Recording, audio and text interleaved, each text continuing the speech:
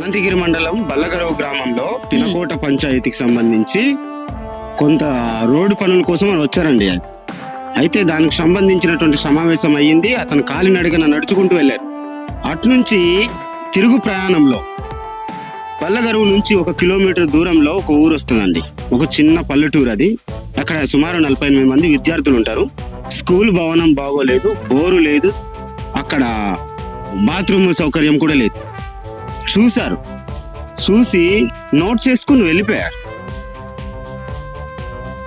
ఇప్పుడు సొంత ఖర్చుతో చక్కగా స్కూల్ భవనము పునర్నిర్మాణం చేస్తున్నారు. బోరు కూడా తీపిచ్చారండి.